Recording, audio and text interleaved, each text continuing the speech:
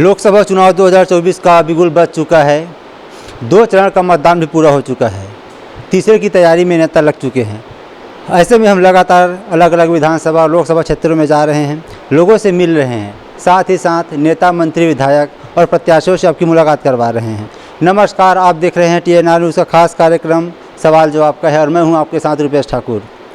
आज हमारी मौजूदगी है रायपुर लोकसभा क्षेत्र में और आज हमारे साथ मेहमान हैं रायपुर सिटी से भाजपा के जिला अध्यक्ष जयंती पटेल। सर आपका बहुत बहुत स्वागत है। धन्यवाद। चुनावी चर्चा पर आगे बढ़ेंगे, उससे पहले अपने बारे में संक्षेप में हमें और हमारे दर्शकों को थोड़ा सा बताएंगे, फिर आगे बढ़ेंगे। सर, मैं जयंती पटेल, भारतीय जनता पार्टी रायपुर ज़िले का अध्यक्ष का दायित्व तो अभी हमारे पास है। वर्तमान में जो लोकसभा का चुनाव यहाँ चल रहा है उसमें रायपुर ज़िले की लगभग 4 विधानसभा सीटें इस क्षेत्र पे आती है। टोटल यहाँ 9 विधानसभा सीटें हैं, उनमें से 4 का जो प्रभार क्षेत्र है उसके ज़िले के अध्यक्ष का हमारा दायित्व है। जी, जयंती पटेल कौन है, कैसे राजनीति में आए, शिक्षा दीक्षा कहाँ तक हुई, थोड़ा बताएंगे इसके बारे में। देखिए, ऐसे तो मैं सामाजिक कार्यकर्ता के नाते पहचाना जाना जाता हूँ। मैं 1999 पे प्रथम बार रायपुर के राजीव गांधी वार्ड से पार्षद का चुनाव निर्दलीय के रूप में लड़ा था और लगभग रायपुर में सबसे ज़्यादा लीड से जीतने का सौभाग्य मुझे प्राप्त हुआ था। उसके बाद लगातार भाजपा का प्रवेश मेरा 2003 में हुआ। पार्टी ने मुझे हमेशा पार्षद के लिए चुनाव लड़ने के लिए प्रस्ताव दिया, लेकिन मैंने हमेशा कहा कि अब मुझे जो है चुनाव न लड़के मैं संगठन का काम करना चाहता हूँ। तो इस तरीके से भारतीय जनता पार्टी के अनेक दायित्वों पर मुझे पार्टी ने काम करने का अवसर दिया। मैं भारतीय जनता पार्टी ज़िले का युवा मोर्चा का उपाध्यक्ष रहा, युवा मोर्चा का अध्यक्ष भी बना, भारतीय जनता पार्टी संगठन का उपाध्यक्ष का दायित्व भी रहा, महामंत्री का भी रहा और अभी वर्तमान में रायपुर ज़िले के अध्यक्ष का दायित्व हमारे पास है। जी, चूँकि तब 2003 में बीजेपी की सरकार थी यहाँ, तो इसीलिए आप बीजेपी में आना चाह रहे थे कि आपका शुरू से ही मोटिव था कि मुझे बीजेपी में जाना है, कांग्रेस में नहीं जाना है, क्योंकि आप RSS से भी जुड़े हुए हैं। देखिए, मैं ही नहीं, इस क्षेत्र के अंदर में मैं जिस समाज से बिलोंग करता हूँ वो पूरे समाज के जितने भी लोग हैं 99% कह सकता हूँ 100% लोग जनसंघ के समय से संघ के साथ जुड़े हुए हैं। और चूँकि सारे लोगों का रुझान और सभी लोगों के सुझाव के आधार पर कि कोई पार्टी हमारे लिए काम करने के लिए अवसर दे, तो भारतीय जनता पार्टी ही ऐसी पार्टी है जो इस देश की सेवा करती है, इस देश के गरीबों के बारे में सोचती है, इस देश के अंतिम पंक्ति में खड़े हुए व्यक्ति के बारे में अपने विचार रखती है, हिंदुओं को संगठित करने का काम करती है, समाजों के अंदर का वैमनस्य दूर करने के लिए हमारा संघ का जो मूल सिद्धांत है कि परिवार बड़े, समाजों के अंदर सौहार्द्रता हो, समन्वय बनना चाहिए, इन सभी सिद्धांतों के साथ मुझे भी ऐसा लगा कि मुझे अगर कहीं राजनीति के अंदर काम करना हो तो मेरे लिए सबसे अच्छा कोई दल होगा तो वह भारतीय जनता पार्टी होगा। और भारतीय जनता पार्टी के अंदर जब मैं आया तो मैंने जितना पहले समझा था उससे ज़्यादा मैंने उसके अंदर के विचारों को जाना, संघ के विचारों को जाना। मुझे लगा मेरा निर्णय बहुत सही था और आज मैं इस दल के साथ जुड़कर अपने आप को गौरवान्वित महसूस करता हूं। मैं जिन लोगों को कभी विषय भी आता है तो वह कहते हैं कि भाजपा और संघ ये दो जो है वह वाकई इस देश की मूल धारा के अंदर में सामाजिक सौहार्द, विकास के मूल सिद्धांत को लेकर चलते। जी सर, तकरीबन 1 वर्ष पहले आपको छत्तीसगढ़ ज़िले का प्रभारी बनाया गया था, जिला अध्यक्ष, और ऐसा पहली बार हुआ है जब भाजपा यहाँ के जो 4 सीटें विधानसभा में चारों जीत कर आए हैं। तो क्या पहले से रणनीति का हिस्सा था ये कि ऐसे कुछ आपके आने के बाद ऐसा कुछ योजनाबद्ध तरीके से काम हुआ, क्या फैक्टर क्या रहा? देखिए, संगठन का काम हमेशा निरंतर चलता रहता है और दायित्वों का परिवर्तन भी स्वाभाविक है कि दायित्व परिवर्तन भी होते हैं और जो दायित्व होते हैं उनको जब अलग किया जाता है तो पुराने दायित्वधारियों को कहीं और दायित्व मिलता है। हमको जिलाध्यक्ष बनाया गया उस समय, चूँकि लगभग 1 वर्ष के अंदर विधानसभा के चुनाव होने थे, उसी रणनीति के तहत हम सब लोगों ने जो काम किया जो कार्यकर्ता है हमारे, उसको संगठित करने का एक मूल काम संगठन का रहता है और उसको यह सिखाने का कि जो संगठन है वही सर्वोपरि है और संगठन के अंदर जो व्यक्ति रहता है वह किसी व्यक्ति से जुड़कर नहीं रहता, वह संगठन का व्यक्ति है। संगठन का काम है कि हम कमल फूल के लिए काम करेंगे। कोई भी व्यक्ति को, किसी को भी पार्टी अगर टिकट दे तो उस टिकट को जिसको मिलेगी हम सब लोग उसके लिए काम करेंगे, हम ना व्यक्ति के लिए काम करेंगे। इस मूल सिद्धांत के साथ जब हम सब लोगों ने काम शुरू किया, हमारे मंडल अध्यक्षों ने बहुत अच्छा काम किया अपने अपने क्षेत्रों के अंदर में, हमारे वरिष्ठ कार्यकर्ताओं ने, वरिष्ठ नेताओं ने बड़ा अच्छा तालमेल करके रायपुर शहर के अंदर में जैसा पहली बार हो रहा था कि अगर कहीं पर कोई रैली है, कोई सूचना आई तो रायपुर शहर से जो लक्ष्य होता था, इससे पहले लोग बोलते थे कि लक्ष्य अगर 4000 का है तो संख्या जो है 3000 तक जाए, लेकिन ये पहली बार होने लगा कि जो लक्ष्य होता था उससे ज़्यादा लोग उस सम्मेलन में, चाहे हमारी बिलासपुर में महतारी वंदन योजना के अंतर्गत कार्यक्रम हुए, चाहे हमारे युवा मोर्चा के कार्यक्रम हुए, चाहे विधानसभा घेराव का कार्यक्रम हुआ, अनेक कार्यक्रमों के अंदर में पार्टी ने जो लक्ष्य दिया उस लक्ष्य से ज़्यादा लोग पहुँचे। उसका श्रेय मैं हमारे वरिष्ठ नेताओं के तालमेल को और हमारे कार्यकर्ताओं के संगठन को दूंगा कि इन लोगों ने ऐसा प्रयास किया कि कहीं कोई भेद नहीं। अगर युवा मोर्चा का कार्यक्रम है तो भी हम सब लोग मिलकर करेंगे, महिला मोर्चा का कार्यक्रम है तो भी मिलकर करेंगे, और हमारे सभी वरिष्ठ नेताओं ने इसमें तन मन और धन के साथ सहयोग किया। इसी का परिणाम था कि चुनाव जब आया तब सब लोगों ने तय करके रखा था कि हमारा प्रत्याशी कमल फूल का प्रत्याशी है, हमारा कोई व्यक्ति प्रत्याशी नहीं है। उसके बाद आपने देखा होगा कि 2 सीटें तो हमारी मंत्रियों की जो थी उसमें लोग थोड़ा सा मानते थे कि बृजमोहन जी की सीट तो हमारी दक्षिण की है, वो बृजमोहन जी को मिलेगी, वो लड़ेंगे और उनका जीतना भी तय है। पश्चिम का भी राजेश भैया का लगभग तय लग रहा था कि भैया का भी जिस क्षेत्र के अंदर में लगातार संपर्क रहा, उन्होंने अपने कार्यकर्ताओं को संगठित करके रखा। उनको जब टिकट मिली तो वहाँ के कार्यकर्ता भी एक साथ होकर काम कर रहे। लेकिन 2 सीटें ऐसी थी जिसके प्रत्याशियों को हम कह सकते हैं कि अप्रत्याशित घोषणाएं हुई। लोगों ने सोचा नहीं था उस तरीके के प्रत्याशी पार्टी ने दिए। जैसे हमारा उत्तर विधानसभा में पुरंदर मिश्रा जी का टिकट उनको प्राप्त होना और वहाँ मोतीलाल साहू जी को हमारे ग्रामीण में टिकट प्राप्त होना, दोनों को टिकट जो मिली, उसके अलावा वहाँ के जो कार्यकर्ता थे उस क्षेत्र के अंदर काम करते थे, उनको ऐसा था कि पार्टी टिकट हमको दे।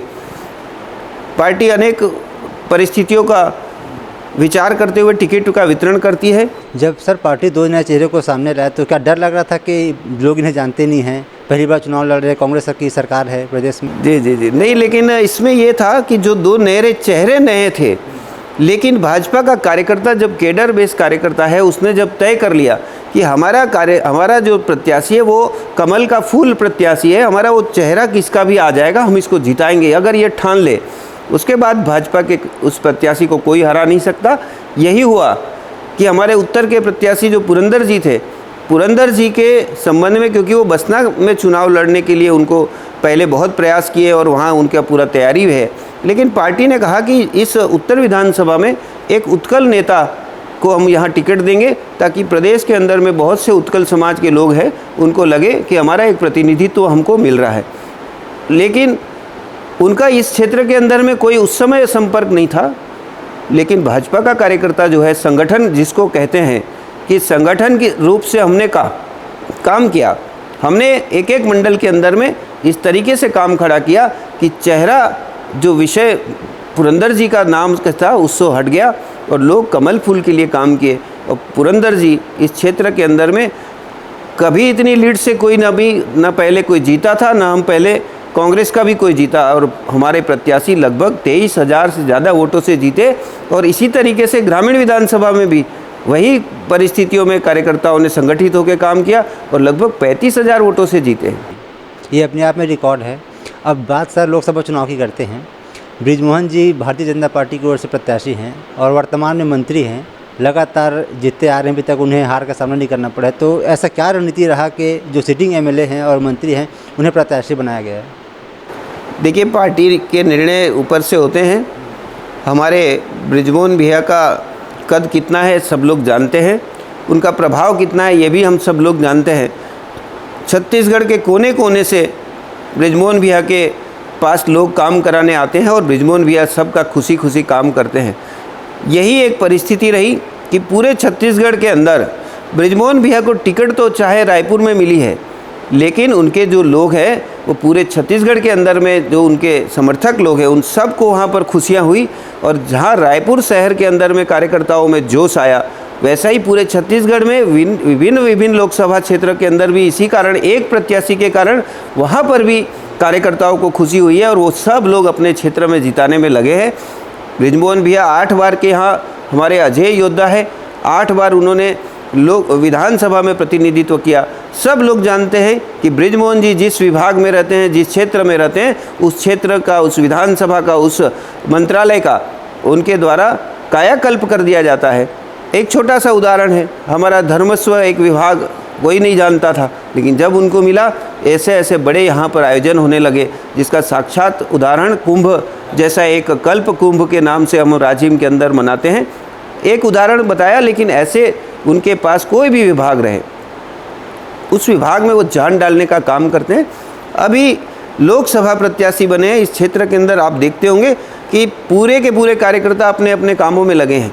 रायपुर शहर में भाजपा ही दिख रही है और इस पूरे लोकसभा के अंदर में आपको कांग्रेस का कोई नामो निशान लेने वाला नहीं है। इन्होंने 1-2 रिक्शों को प्रचार के माध्यम से छोड़ भर दिया है, ना उसको कोई कहीं देख रहा है, ना कोई उनका प्रचार दिख रहा है। यह प्रभावी है जो सामने वाले का इतना हतोत्साहित कर चुका है। अगर केंद्रीय एजेंसी पार्टी के जो खाते हैं उसको सीज कर दे तो प्रचार प्रसार के लिए पैसा नहीं रहेंगे, तो जाहिर सी बात है उन लोग 2-4 जगह ही दिखेंगे। देखिए, केंद्रीय एजेंसी ने अगर उनका खाता सीज कर दिया और उससे उसको लगता हो कि वो काम प्रचार नहीं कर पाएंगे, तो राहुल गांधी के तो बड़े बड़े रोड शो हो रहे हैं, उनके लिए फंडिंग कहाँ से आ रही है, उनको कौन पैसा दे रहा है? तो ये जो अकाउंट से पैसे सीज होने से इनका काम अटक गया है, मुझे नहीं लगता कि अगर अटकना रहता तो राहुल गांधी जी के भी शो अटक जाते, लेकिन उनके तो बड़े बड़े शो हो रहे हैं।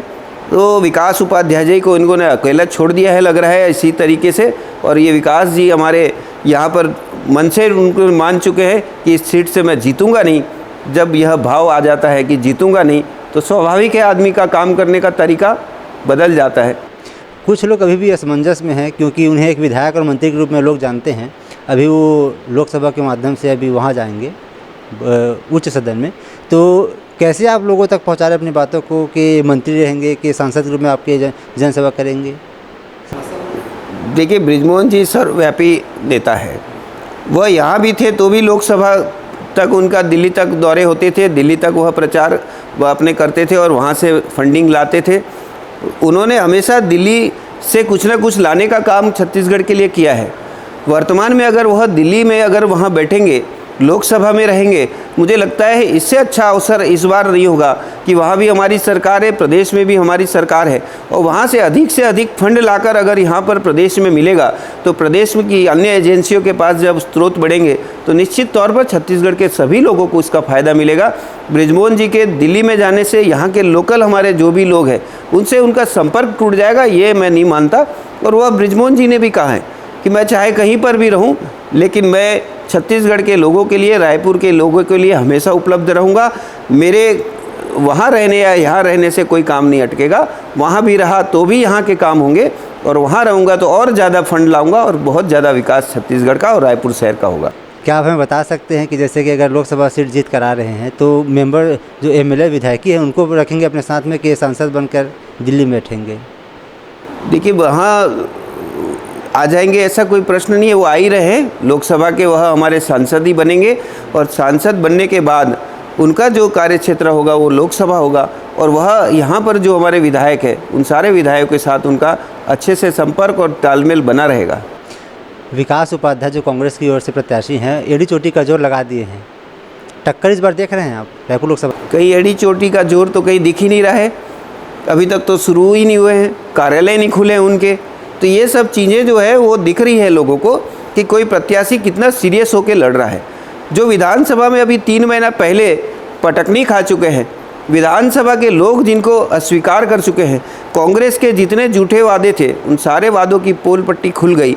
छत्तीसगढ़ के लोगों ने जिनको 6 महीना पहले अस्वीकार कर दिया, अब मुझे लगता है कि उनको कॉन्फिडेंस आ ही नहीं रहा है कि 6 महीना पहले जिनको हरा चुकी है जनता, उसके वादों को जिन्होंने नकार चुका है, ऐसे लोग फिर से वैसे ही वादों का पिटारा लेकर आए हैं।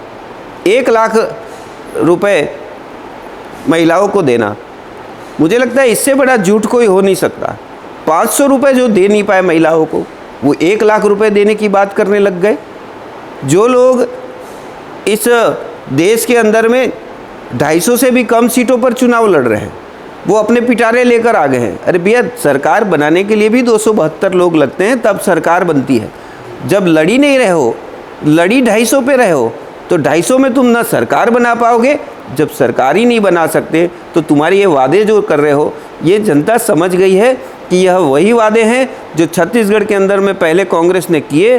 5 साल तक उन्होंने हमको धोखा देकर सत्ता पा ली, और सत्ता पाने के बाद न दारूबंदी की, न युवाओं को रोजगार दिया, न महिलाओं को 500 रुपये प्रतिमाह दिया, न गैस के सिलेंडरों के संबंध में उनके वादे पूरे हुए। ऐसे अनेक वादे, उन वादों पर उन्होंने काम नहीं किया, सीधा लूट खसोट के काम जीतने थे। दारू में 2000 का घोटाला कर दिया, रेत माफियाओं से संपर्क बढ़ गए, कोयला में घोटाला कर दिया, ऐसे अनेक घोटाले। ये कांग्रेस की संस्कृति रही है, जब भी सत्ता में रहेगी वह घोटाले करेगी। यही प्रूफ उन्होंने फिर वापस यहाँ कर दिया। अब मुझे लगता है कि जनता अब जो है इनको 25-30 साल तक इसको पहचान चुकी है, यह पीढ़ी तो इनको वापस कभी आने नहीं देगी। जी, अभी इससे पहले सुनील सोनी जी यहाँ से सांसद थे, उनका टिकट काटकर बृजमोहन जी को दिया गया है। क्या आपको लगता है कि उनका जो कार्यकाल रहा है उसे जनता या फिर जो संगठन है वो खुश नहीं है, किस वजह से उनका टिकट? देखिए, सुनील भैया ने भी अपने कार्यकाल के अंदर में सालों से राजनीति के अंदर है, और उनके कार्य करने के तरीके से छत्तीसगढ़ के अंदर में रायपुर शहर का भी ये जो यहाँ पर बहुत समस्याओं, महापौर रहे उस समय उन्होंने काम किए, आरडीए में रहे तब भी काम किए, सांसद भी रहे तब भी काम किए। तो सांसद जी के कार्यकाल से लोग नाखुश है करके उसकी टिकट कट के बृजमोहन जी को मिली है, ऐसी कोई परिस्थिति नहीं है। यहाँ पर तो सांसद जी, मान लो पहले सुनील जी थे, अभी उनको बृजमोहन जी को दिए हैं, तो आज भी सुनील सोनी जी उनके साथ प्रचार में निरंतर लगे हुए हैं, और इस चुनाव के संचालक ही सुनील सोनी जी है।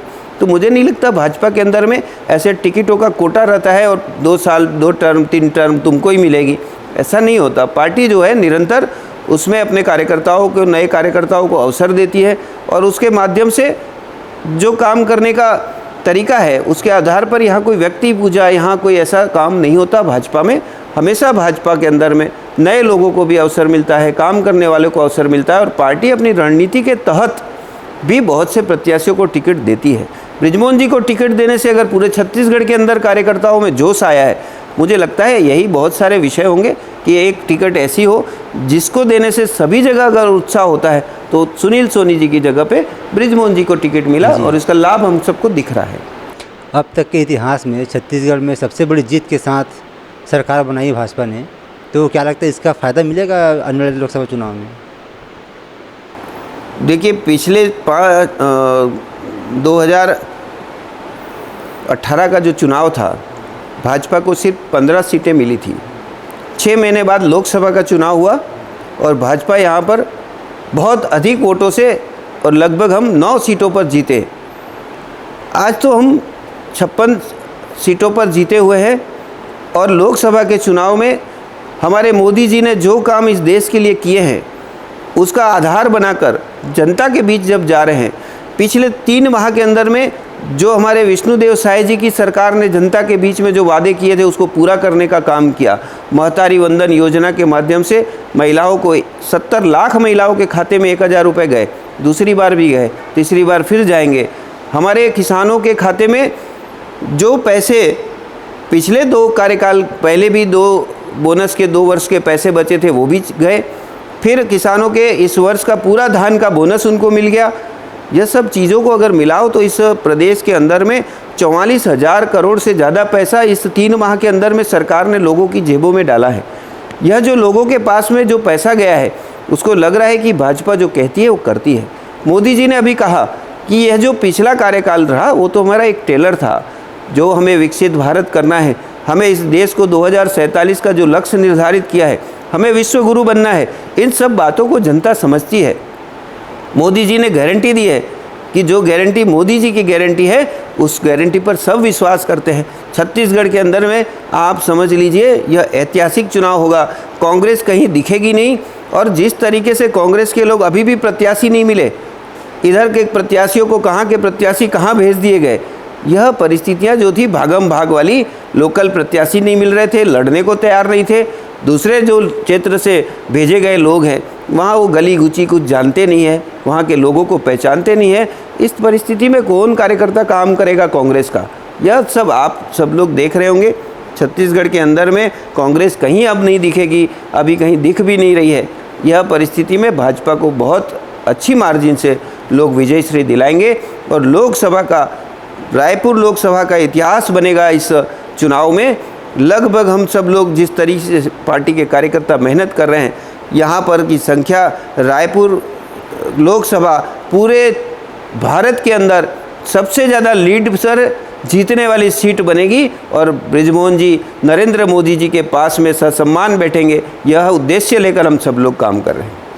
मुख्यमंत्री के रूप में आदिवासी चेहरा है, जनरल वर्ग के डिप्टी सीएम हैं और ओबीसी कास्ट के भी डिप्टी सीएम हैं, तो क्या ये गणित है बीजेपी का छत्तीसगढ़ में सभी वर्गों को साधने की? देखिए, राजनीति के अंदर में सभी वर्गों के लोगों को प्रतिनिधित्व मिले, सभी समाज के लोगों को प्रतिनिधित्व मिले, इस उद्देश्य से काम तो होता है। और अभी जो लोग काम कर रहे हैं वो किसी भी वर्ग के नाम से उनको हम ना कहें, क्योंकि जो विष्णुदेव साय जी है उनका कार्यकाल, उनका काम करने का तरीका, उनकी सादगी छत्तीसगढ़ के लोगों से मेल खाते हुए उनके स्वभाव व्यवहार को देखकर उनको बनाए। हमारे 2 डिप्टी सीएम हैं, उन्होंने चुनाव से पहले जिस तरीके से पार्टी के संगठन को मजबूत किया, अरुण साहू जी ने अध्यक्षता के नाते पूरे छत्तीसगढ़ के दौरे किए, एक एक कार्यकर्ताओं को गले मिलाकर उसके कंधों पर हाथ रखकर उसका जो उन्होंने जोश बढ़ाया, कार्यकर्ता गदगद था। हमारे बहुत अग्रेसिव होकर काम करने वाले विजय शर्मा जी ने जिस तरीके से प्रशासन के साथ लड़ाई लड़ी, एक छोटा सा कार्यकर्ता किस तरीके से प्रशासन के साथ लड़ता था हम सब लोग देखते थे। चाहे वह भोरमदेव की शक्कर फैक्ट्री के विषय को लेकर उन्होंने आंदोलन किए, चाहे उनके कवर्धा के अंदर में जो लोग वहाँ पर एक विशेष समाज का जो वहाँ पर आतंक फैल रहा था, उस आतंक से भी अगर वहाँ के लोगों को किसी ने संरक्षण देने का काम किया, उनका हौसला बढ़ाने का काम किया, तो हमारे वह विजय शर्मा जी आज डिप्टी सीएम पर दोनों लोगों का पदस्थापना हुआ। हम सब लोग कार्यकर्ता खुश हैं। पार्टी ने अच्छे निर्णयों के साथ में उनका जो सम्मान किया है, हम सब का सम्मान है। और जो काम अभी वो कर रहे हैं, मुझे लगता है छत्तीसगढ़ में यह जो लोग मिलकर, हमारा संगठन और शासन प्रशासन मिलकर जो काम कर रहा है, वह जनहित के कार्यों में निरंतर आगे बढ़ रहा है। सब खुश है, सब लोग के अंदर में यह भाव है कि यही सरकार इस देश को विश्वगुरु बना सकती है, हम छत्तीसगढ़ वासियों का भला कर सकती है। इसी भाव से लोग भी काम कर रहे हैं और छत्तीसगढ़ की जनता भी उनसे साथ खुशी खुशी जुड़ी हुई है। जो वर्तमान में कैबिनेट मंत्रिमंडल है उसमें ज़्यादातर चेहरे ऐसे जो नए हैं, तो नए चेहरे पर दांव खेलना या फिर आने वाले समय के लिए उन्हें तैयार करना, क्या रणनीति क्या है? देखिए, पार्टी ने जो पुराने लोग थे वो भी काम करते थे, लेकिन हमेशा वही लोग काम करेंगे तो नए लोगों को भी अवसर आना चाहिए। और पार्टी ने उसी उद्देश्य के साथ में नए लोगों को मंत्री बनाया और जो हमारे पुराने मंत्री थे उनके अनुभवों का लाभ उनसे मिले, इसलिए सारे लोग मिलजुल कर सरकार चलाते हैं। और जो नए मंत्री हैं उन मंत्रियों का भी अभी आप सब लोग देखते होंगे किस जोश के साथ में काम कर रहे हैं और बहुत अच्छा काम विष्णुदेव जी की सरकार कर रही है। उसका साक्षात प्रमाण आप सब लोग, हमारी गारंटियों का पूरा होना यही उसका उदाहरण है। जो विपक्ष इंडिया अलायंस बनाकर काम कर लड़ रही इस बार विपक्ष में, तो आपको लगता है कि टक्कर देगी बीजेपी को? जो बीजेपी का इस बार कहना है कि अब की बार 400 पार, इसको पूरा करने में कहीं बाधा उत्पन्न कर सकती है? देखिए, वो इंडिया अलायंस शुरू जब हुआ तब कितने दल उसके साथ जुड़े थे और जब टिकटों का वितरण होते कई लोग उसमें से भग गए। उनके आपस में ही झगड़े हैं। ममता बनर्जी अपने तरीके से लड़ रही है, नीतीश कुमार जी एनडीए पे आ गए। वहाँ पर दिल्ली के अंदर और पंजाब के अंदर किस तरीके से झगड़े हो रहे हैं सारा देख रहे हैं लोग देख रहे हैं। ये सिर्फ सत्ता के लिए इकट्ठे हुए थे, इनके मेल हो नहीं सकते। वह विधानसभा में अपने आपस में झगड़े हैं, लोकसभा के लिए आपस में मिल जाएंगे। तो ऐसे तो कोई जनता बेवकूफ़ नहीं है कि वह ना समझ पा रही हो कि ये क्यों मिलते हैं। इनका एक ही उद्देश्य है, इस राष्ट्र का विकास जो हो रहा है उसको अवरुद्ध करना, प्रधानमंत्री जी के बारे में अनाल गढ़ बयान देने और उसके साथ में उनको हर प्रधानमंत्री जी के जो भी विकास के काम है उसमें अड़ंगे लगाने, तो यह तो विपक्ष जो है वो अपने आप बिखराव की स्थिति में है। जो लोग अपने अपने मैनिफेस्टो निकाल रहे हैं, सरकारें बनेगी तो अगर इन सब मैनिफेस्टो को एक कर लें अगर वो, तो मुझे लगता है कि इस देश का ही नहीं दुनिया का बजट कम पड़ जाएगा। इतने वादे इन्होंने कर चुके हैं। क्या कांग्रेस का 1 लाख देने का वादा दूसरे दल मानेंगे? क्यों मानेंगे? उनका जिनका वादा है वह वादा अगर उस बजट को ही खा जाए तो दूसरा दल क्यों मानेगा? तो ऐसे अनेक अनेक वादे जो करके लोग चल रहे हैं, इनको करना था तो अपना एक संयुक्त मैनिफेस्टो निकालना था। उससे यह सिद्ध होगा कि ये मिलकर लड़ रहे हैं और मिलकर लड़ रहे हैं और सरकार बनेगी तो इस पर वह काम करेंगे। अभी तो ये सब काम सरकार बनने के बाद यह बोल देंगे, अगर बनी तो चांस कोई नहीं है, बनी तो बोलेगी कि वो तो दूसरा दल मान नहीं रहा है इसलिए हम दे नहीं पा रहे हैं। कुल मिला के जनता को बेवकूफ़ बनाने का काम है। इंडी गठबंधन कहीं नहीं है, इस देश में उनका कोई अस्तित्व नहीं है। यह आपस में ही लड़ कर समाप्त हो जाएंगे और इस देश का विकास भाजपा नीत एनडीए गठबंधन करेगी। प्रधानमंत्री नरेंद्र मोदी जी विश्व के सर्वश्रेष्ठ नेता हैं, उनके साथ मिलकर ही हम इस देश का भला कर सकते हैं। ईवीएम पर लगातार सवाल उठता रहा है। अभी कुछ दिन पहले सुप्रीम कोर्ट ने भी इस पर टिप्पणी की है, तो आपको लगता है कि विपक्ष इसको एक हवा देने का बस काम करते, जबकि इसमें सच्चाई कुछ नहीं था? देखिए, इनका तो ईवीएम एक फंडा हो गया है, जीत जाए तो ईवीएम ठीक है, हार गए तो ईवीएम में गड़बड़ी है। तो भैया एक लाइन पकड़ के रखो, अगर ईवीएम खराब है तो फिर खराब है। अगर आप जीत गए हो तो वहाँ भी नहीं मानना चाहिए कि आप जीत गए हो, आप ईवीएम का कुछ मैनेजमेंट करके जीते होंगे फिर। तो ये चीज़ें जो है, दोगली चीज़ें बोलने से जनता कुछ दिन तो भ्रमित थी, लेकिन अब ये चीज़ें समझ गई है जनता कि ये जो है हारते हैं तो बहाना ईवीएम पे फोड़ना है, जीतना है तो ईवीएम ठीक था। 2018 में ईवीएम ठीक था, अभी हार गए तो ईवीएम खराब हो गया। तो यह ऐसे जनता भ्रमित होने वाली नहीं है और ये ईवीएम वाला मुद्दा कांग्रेस को भी अब छोड़ देना चाहिए, कोई नया बहाना ढूंढना चाहिए जिसको जनता माने। सर, आप हमसे जुड़े इसके लिए बहुत बहुत धन्यवाद। जाते जाते हमारे माध्यम से दर्शकों को कुछ संदेश देना चाहेंगे आप? मैं सारे मतदाताओं से एक ही आग्रह करूंगा, 7 मई को इस लोकतंत्र के महान पर्व पर हम सब लोग अपनी भी एक आहुति देने जरूर जाए। हम अपना एक दान इस लोकतंत्र के महापर्व में जो आपको अधिकार मिला है, उस अधिकार का प्रयोग करें, अधिक से अधिक संख्या में हम मतदान करें। और ये गर्मी और ये सब चीज़ें जो अगर हमें प्रभावित कर सकती है तो मुझे लगता है कि हम इस लोकतंत्र के महत्व को नहीं समझते हैं। लोकतंत्र का ऐसा महान पर्व जिसमें यह गर्मी, सर्दी, बारिश, पानी कुछ भी हो, लेकिन हमारा मत ऐसे उंगली दिखाने का हमारा सौभाग्य कैमरे के सामने में रहना चाहिए और उसके लिए हम सब लोगों को मतदान करने के लिए जाना चाहिए। चाहे सुबह जाए चाहे शाम को जाए, अगर आपको गर्मी भी लगे तो इस बार सरकार ने सुबह 7 बजे से शाम को 6 बजे तक का समय निर्धारित किया है। आप लोग के पास में पर्याप्त समय है, आप कोई भी ठंडा समय देखकर आप उस मतदान का प्रयोग करिए और अपने मनपसंद प्रत्याशी को वोट दें। और मेरा आग्रह है कि भारतीय जनता पार्टी की जो सरकार इस समय 10 वर्षों से पूरे राष्ट्र के अंदर काम करती है, हम सब का विकास हो रहा है, विश्व गुरु बनने की ओर हम अग्रसर हैं। हम सब लोग मिलकर भारतीय जनता पार्टी की सरकार बनाएं, नरेंद्र मोदी जी के हाथों को मजबूत करें और पुनः इस देश के विकास की गति को और बढ़ाएं। यही आप सब लोगों से मेरा आग्रह है, नम्र निवेदन है। जय हिंद, जय भारत, जय जय छत्तीसगढ़। तो आपने सुना जयंती पटेल जी को। फिलहाल इस कार्यक्रम में इतना ही। अगली बार आपसे फिर होगी मुलाकात एक नए कार्यक्रम में नए मेहमान के साथ। तब तक के लिए अनुमति दीजिए। नमस्कार।